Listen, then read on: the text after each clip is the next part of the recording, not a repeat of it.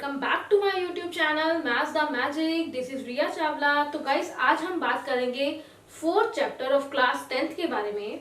तो बस ये मेरी न्यू सीरीज शुरू हो रही है ऑफ 10th क्लास, तो बी अपडेटेड। तो लेट्स स्टार्ट इट गाइस। तो गाइस फोर्थ चैप्टर का नेम है क्वाड्रेटिक इक्वेशन। तो सबसे पहले हम देखते हैं कि what is the general equation of quadratic equation.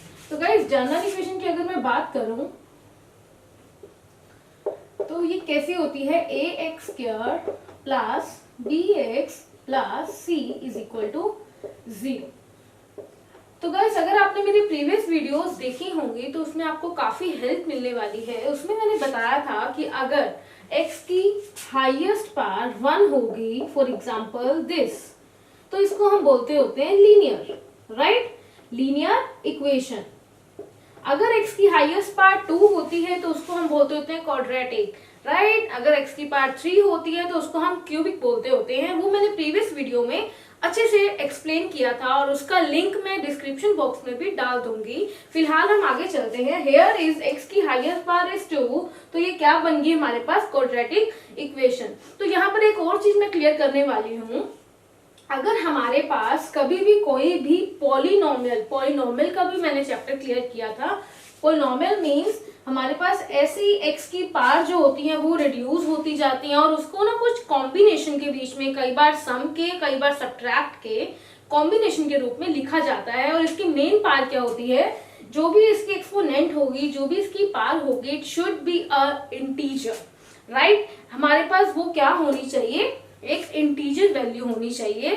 मतलब 0 वाली सारी आ जाएंगी और 0 भी आ जाएगा, पॉजिटिव भी आ जाएगा, बट नेगेटिव नहीं आ सकता, राइट। तो गाइस यहाँ पर हम बात करेंगे पॉलिनोमियल्स के बारे में। मैं बोल रही थी कि अगर हमारे पास x plus 1 is equal x plus 1 एक पॉलिनोमियल आ गई, for example x square plus x plus 1, 3x cube plus 1, x 4 power minus 1, like this. तो ये क्या है, हमारे पास एक पॉलिनोमियल है of degree 1, of degree 2, of degree 3 and degree 4। लेकिन अगर मैं इसको इक्वेटिंग टू 0 कर देती हूँ तो अब ये क्या बन जाती है, it's called a equation, right. Polynomial और इक्वेशन के बीच में डिफरेंस इतना ही होता है। अगर हम पॉलिनोमियल की बात करते हैं तब हम इक्वेटिंग टू 0 नहीं करते, लेकिन जब भी हम इक्वेशन की बात करेंगे इट इज नेसेसरी कि उसके इक्वल में 0 लगा होना चाहिए, राइट। तो हमारे पास कुछ एग्जाम्पल हैं जिसे हम एग्जामिफाई करेंगे कि वो क्वाड्रेटिक इक्वेशन है या नहीं है। तो गाइस वापस से वही बात, अगर क्वाड्रेटिक होगी it should be represented by ax square plus bx plus c। Here a, b and c are the coefficient, like a is the coefficient of x square, b is the coefficient of x and c will be the constant term, right. तो इसके बीच में बिल्कुल confuse नहीं होना है। a हमारे पास x square का कोफिशिएंट आएगा, b x का कोफिशिएंट आएगा and c will be the constant term and it is equal to 0, right. तो हमारे पास कुछ एग्जांपल है, हम उसको करते हैं ट्राई सोल्व करने का। Here is the first example, x minus 2 x plus 1 is equal to x minus 1 into x plus 3। तो गाइस सबसे पहले हमारा काम क्या होगा, चेक करना क्वाड्रेटिक इक्वेशन है या नहीं। उससे पहले हमें इसको सोल्व करना पड़ेगा, राइट। इसको सोल्व करने का मतलब क्या है, अगर कुछ मल्टीप्लाई होता है you can do with that, and अगर कुछ सब्ट्रैक्ट, एडिशन कुछ भी होता है according to BODMAS rule, आप इसको पहले सिंप्लीफाई करेंगे, राइट। तो फर्स्ट एग्जाम्पल पे चलते हैं। हमारे पास है x प्लस 2 x प्लस 1। तो गाइस इन दोनों की मल्टीप्लीकेशन हम कैसे कर सकते हैं, सबसे पहले x को x के साथ भी मल्टीप्लाई करना है एंड x को 1 के साथ भी मल्टीप्लाई करना है, राइट। तो सबसे पहले अगर मैं इसको लिखूं तो क्या बनेगा, x plus 1 is equal to x minus 1 into x plus 3।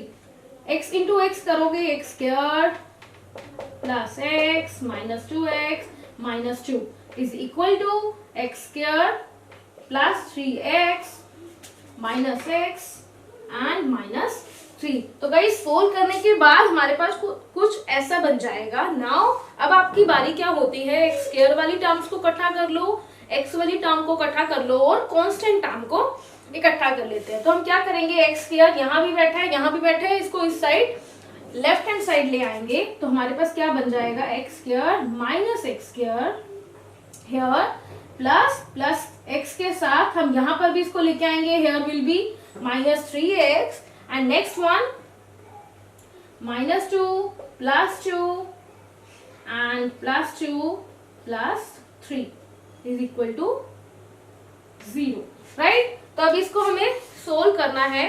Hair x² दोनों हैं विद ऑपोजिट साइन, ये दोनों आपस में क्या होगा, खत्म हो जाएंगे, कट जाएंगे, राइट। नाउ अब हमारे पास x और x बच गया, 3x 2x मीन्स जो भी x वाली हैं उनको इकट्ठा कर लो, बिना x वाली को इकट्ठा कर सकते हो। Here will be the 5x minus का and this will be the 1, right. तो गाइस ये बन जाएगा हमारे पास -3x + 1 इज इक्वल टू 0। तो गाइस यहाँ से देख के आप पहचानो कि ये हमारे पास एक क्वाड्रेटिक इक्वेशन बन रही है। क्वाड्रेटिक इक्वेशन के बीच में नेसेसरी चीज क्या होती है, it should be contain a x² value, x के पार्ट 2 हमारे पास होनी चाहिए, but here our answer is -3x + 1 is equal to 0। तो इसके बीच में आपके पास कहीं से भी x² की पार्ट नहीं आ रही, राइट। तो हाईएस्ट पार्ट क्या होनी चाहिए, 2, वो इसके बीच में कंटेन नहीं हो रही, तो हम लिख देंगे it is not a quadratic equation, this is not a quadratic equation, right. In the same way हम सेकेंड एग्जाम्पल को ट्राई करते हैं।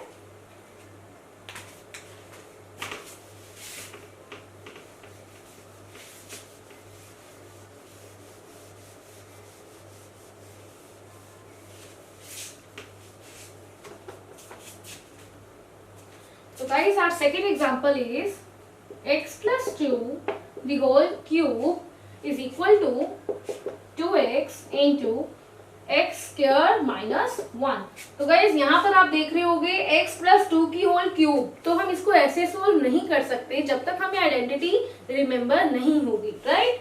तो यहाँ पर हमारे पास एक आइडेंटिटी होती है, here a plus b the whole cube, it will be a cube plus b cube plus 3a² b plus 3ab², right. तो गाइस यहाँ पर हमें ये आइडेंटिटी ही पुट करनी पड़ेगी, इसके अलावा हम उसको सॉल्व नहीं कर सकते, राइट। तो यहाँ पर अगर मैं पुट करती हूँ, here a will be the x, compare करें अगर, and b will be the 2, right. तो जहां जहां पर a आएगा वहां आपने x पुट करना है, जहां जहां पर b आएगा वहां हमने 2 पुट करना है। तो ये क्या बन जाएगा हमारे पास, here x³ plus b³, it means 2 की cube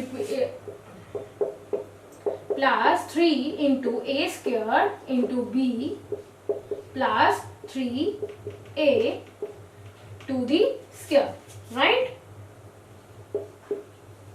now is equal to, यहाँ पर 2x ब्रैकेट के बाहर पड़ा है, हम इसको भी सोल्व वैसे ही करेंगे, मतलब 2x इसके पास भी जाएगा एंड 2x इसके पास भी जाएगा, राइट। तो यहाँ पर हमारे पास क्या बन जाएगा, 2 into x into x², it will B x³ minus 2x, right guys. इसके बाद अगर हम इसको सिंप्लीफाई करेंगे तो यहाँ पर हमारे पास क्या बनेगा, x³ plus 8 plus 3 into 2 it will be 6x² and this will be 4 into 3 you will say, right, 12, right। तो plus 12x is equal to 2x³ minus 2x। तो गाइज सेम वही चीज ही बन गई हमारे पास जैसे उस क्वेश्चन में था। अब हियर हमें फिर से वही x³ वाले इकट्ठे करने हैं, x² वाले, बिना x वाले सब एक साइड लेके जाओ और उनको एडिशन सब्ट्रैक्शन जो भी आपको दिखता है वो ही करना है, राइट। यहाँ x³ यहाँ भी बैठा है, यहाँ भी बैठा है, इसको मैं अगर उस साइड लेके जाती हूँ तो ये क्या बन जाएगा, x³ माइनस 2x³, राइट। और यहाँ पर बिना x² वाला ऐसे ही रहेगा एंड सेकेंड वन 12x है, यहाँ पर 2x है, राइट। ये वहां राइट साइड पे आएगा हमारे पास, तो क्या बन जाएगा 12x plus 2x and last one जो कांस्टेंट टर्म थी इट विल बी 8, राइट। तो ये हमारे पास सिंप्लीफाई करके क्या बन जाएगा, minus x³ plus 6x² plus 14x plus 8 is equal to 0। तो गाइस आपने यहाँ पर भी देखा, ये भी हमारे पास एक क्वाड्रेटिक इक्वेशन नहीं बन रही, क्योंकि इसकी x की हाईएस्ट पार्ट जो है वो 3 बन रही है, राइट। तो जब तक 3 बन रही है या 1 बन रही थी तब तक ये क्वाड्रेटिक नहीं बन पाएगी हमारी, जब तक इसके पास x² plus bx plus c is equal to 0 इस टाइप का कुछ नहीं आता तब तक, राइट।